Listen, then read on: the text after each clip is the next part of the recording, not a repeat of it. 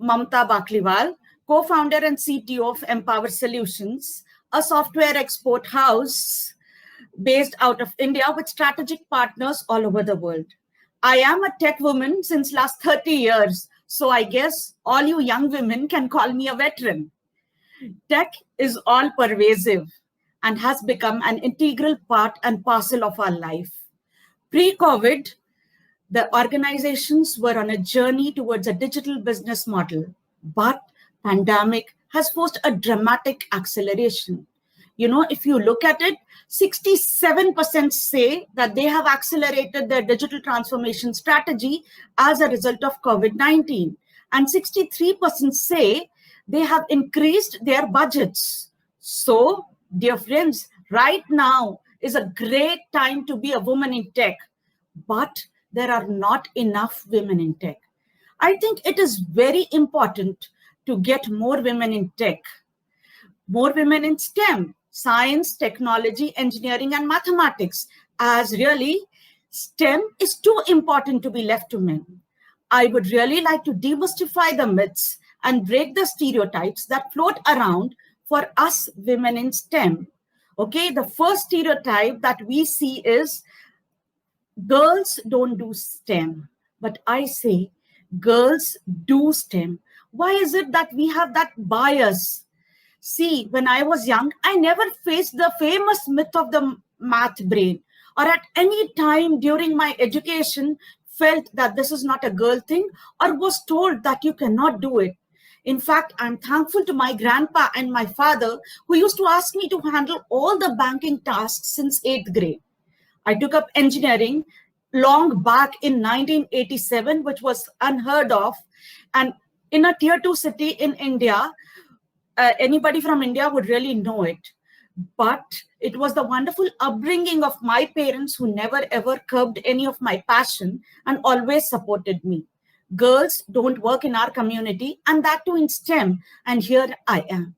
In fact, I was surprised when I got the statistics from women that only 5% women are in math.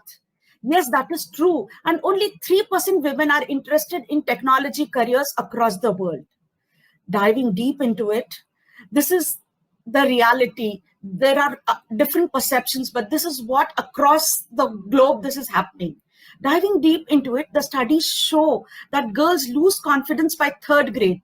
Initially, 74% girls are interested in STEM, and by the age of 11 to 15, when they are in middle school, they start losing interest. The unconscious bias, who is to blame? The unconscious bias sets in when we say pink is for girls and blue is for boys. We go to supermarkets and have pink alleys. We have to stop the pinkification in the childhood so that more girls can come in STEM and are not afraid of mathematics since an early age. The math phobia has to be removed. See, why do we give girls dolls only? There is an answer to this. Debbie Stelling from Stanford, founder of Goldie Blocks, a disruptive children's media company, challenging gender stereotypes, fighting against the traditional girl toys, and creating engineering toys for girls. Why do we give girls dolls only? They should be able to choose whether they want to go in for a Lego or a Barbie. The choice is theirs. We should not make those choices. We have to make parents, teachers, and society aware that these unconscious biases should be avoided. And we promote a growth mindset that STEM skills can be learned and are not just inherent. It is only in our minds that this happens. So we have to come away from this myth. The second myth is entrepreneurship is not a girl's cup of tea, but I totally disagree. While I was doing my MBA, and I and my 3 girlfriends, long back in 1993, started our own venture in corporate consultancy and soft skills in the era when there was no internet. We were very naive and had no idea of what business in India, of what business is, but we dared. Can you guys hear me? Can you please ping it? I think there is some problem.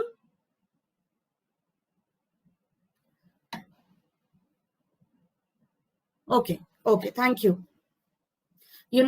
But we did. We initially pulled up a paltry sum of 50 USD each, which was a good amount in India in those days, and rented out a garage, even printed brochures, bought a second-hand computer, and lo and behold, we were ready to give training on DOS, Windows, and Lotus 124, which we had taught ourselves, as well as English skills. Maybe you girls even don't know what it is. Looking back, I really wonder how we had the courage to do that.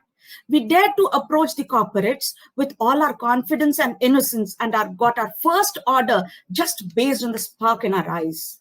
I look back at that venture with a lot of pride and truly believe that fortune does favor the bold, and you will never know what you are capable of if you don't try. You know, the fact today is India is ranking second in the world's top 20 countries with the highest number of female CEOs. However, the share of female CEOs in tech companies is only a minuscule 5%. This is just in our mindset. We have to come out of these mindsets. Okay, the third stereotype is that marriage and children are a setback for the career. No, my dear. The comeback is always stronger than the setback. Our biological clocks and career clocks are ticking at the same time. About 41% of women leave the industry midway, called as the leaky pipeline, as women feel they are unable to scale the maternity wall. We need to ensure that the corporate environment is conducive to women, and taking short breaks is not bad. It's okay to take a break, as a 6-month or 1-year hiatus in a career of 35 years is nothing. We have to run these initiatives to get these women back in workforce. We need to remove the fear of missing out, FOMO, from the minds of women, and have women networks and support groups, which will ensure that the pipeline grows, like this Women Tech Network. Yes, tech industry is ever changing, and the rate of change of technology is 6 months now as compared to 5 years earlier. But then you tell me, this is the era of dynamism, and even food needs so much of innovation today. So let's accept it. Each one of us women who is in a leadership position should ensure that we mentor at least 5 women in a year, as everybody needs a mentor and a role model. This would ensure that women can reach out whenever they are in a dilemma. It is the duty of us to share our experiences. At the same time, remember, women, there is no such thing as work-life balance. You know, we have to put in extra efforts. We have to give our 100% to everything. We are 100% professional, 100% mom, 100% wife, and 100% daughter-in-law. Each role demands 100% of you, and we have to strike a balance which suits us and is not biased by traditional norms. We have to go the extra mile to make things work, as else a working mom is overdriven by guilt. As mothers, you know, the guilt naturally comes to us. Even if your kid falters at one step in school, or for that matter, even in sports or anything, you feel that if you were at home, this would not have had happened. This is natural, and we have to accept it. But believe me, when we are working, we are following our passion, and that leads us to have positivity in our outcomes. And hence, we would be giving more to our kids and family. There was a phase when I had gone through that guilt, but looking back, I do not regret anything. But, you know, there were some key points that I always did. I always ensured that I attended all the PTMs or special events of my children. I agree that I was an entrepreneur and it gave me more flexibility. But yes, I had to work harder later on to cover up for it. We cannot have it all or do it all. Let's not try to be superwomen and prove ourselves in every field. We are normal human beings who just are working harder. You know, time management is the key to achieving some balance. Plan your day in advance. By God's grace, I have 2 wonderful and amazing kids who are good human beings with good values and beliefs. They always remind me, Mom, quality time is more important than quantity time. So ladies, remember this: when the time comes for you, be confident and don't hold yourselves back.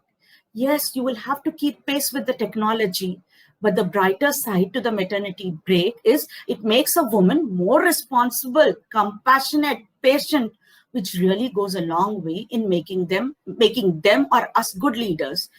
To tell you, it made me more empowered, as now I was able to combine emotional quotient, EQ, with IQ, making me a better leader. When I look back, I find that those who chose to continue with their careers after childbirth had tough lives for the first few years, but tended to be more satisfied with their decisions in the long term. You have to remember, difficult roads lead to beautiful destinations. Always remember this. So when we say these statistics, we have to break them. We have to break that for women leave in 10 years of leave after 10 years of work. We have to break the stereotype that first 5 years is the only career time, and then after that women focus more on their what you can say, on their home responsibilities. Now let me move ahead to the next stereotype that we have. We have the next stereotype: women cannot embrace challenges and thrive as tech entrepreneurs. No, my dear, we can. Me and my husband forayed into software solutions at the time when nobody understood what a startup is or what you are doing. There was no startup ecosystem in India. In 1996, there were traditional businesses and social pressures to live up to. We did not have any mentors at that time. My husband was managing the operations of the business, and the onus fell on me to unleash the technical potential, as you have to run a tech company from top down. I was a hands-on coder. And now we have done fairly well. We are a software exports house with multiple offices in India and strategic partnerships in US, Canada, Germany, and do some good work in software outsourcing. We faced many challenges: people challenges, skill challenges, bad debts, economic slowdown, but we persisted and came out as winners. You know, I have realized that female entrepreneurs lack confidence. We want to be perfect and are afraid of failure. I just had challenges in the workplace, but always assumed that that's the ways of the world and not just directed towards me as a woman. As of now, the glass ceiling may not be broken, but believe me, persistent impact has started to form cracks. If you don't focus on the glass ceiling standing in your way, one day you will look back and realize you have broken through it. Look at the current statistics. You know, Forbes found that women CEOs in the Fortune 1000 drove 3x the returns as opposed to S&P 500 enterprises run predominantly by men. Look at this. According to EY, increasing the percentage of women in top spots in STEM companies from 0% to 30% is associated with a 15% jump in profits. So yes, do believe in this. You know, what I believe is, if you are passionate about what you are doing, distracting nonsense fades in the background. I don't focus on issues of bias or look for it because I am too busy doing what I love. I may have overlooked it if there were any unconscious biases. Yes, it is a fact that we have to work harder to prove ourselves. As you know, it is human nature to be skeptical about any change. Human nature is such that we tend to gel with people who are similar to us. So that is why in coding, we have a bro culture where men tend to reach out to similar men for guidance. So let us not take it otherwise, but take steps to eliminate that. In today's world, you know, we have to establish the community of women helping women. We need to teach women that having ambition is not a vice. You know, VC funding today is a measure of success. But, you know, women are hesitant to ask for funding, pitching, even apologetic in asking for money. In women network support groups too, there are very few women who have done it and hence are very skeptical. The format of pitching itself is very intimidating. And one more thing, generally VCs would like to fund people who are very similar to them. For example, a Stanford alumni will fund a Stanford alumni. And there are very few venture capitalists who are female. But again, I would like to say that the scenario and awareness is very promising. But at the same time, like we have VC funds and angel investors specifically targeting women entrepreneurs and making a point to have at least one women-backed startup in their portfolio. Today, the atmosphere is very conducive to women. But remember one more thing. Embrace your feminism. Do not misuse it. Let's not misuse the privileges that we are now getting, as that leads to misrepresentation and goes towards keeping the stereotypes alive. Let us be women of substance. The framework of meritocracy cannot be given up in a quest for diversity. We do not want special treatment, not undue advantage, just a fair shot at success. It doesn't matter if you are a man or a woman. The important thing is determination. See, being an entrepreneur, I also, or in any walk of life, if you want to succeed, I would just give you last 2 minutes, these 10 commandments for success. The first commandment that I say is, believe in yourself and the world is yours. This is cliched, but remember, where there is a will, there is a way. We faced many ups and downs, death in family, financial crisis, dot-com burst, some personal setbacks, but we managed to come out of it and survived and sustained. Like APJ Abdul Kalam, he used to say, he has written it in his book, Wings of Fire also, dream is not that what you see in sleep. Dream is something that does not let you sleep. Michelangelo says, the greatest danger for most of us is not that our aim is too high and we miss it, but that it is too low and we reach it. Girls, be confident, be yourself, and don't ever try to emulate men.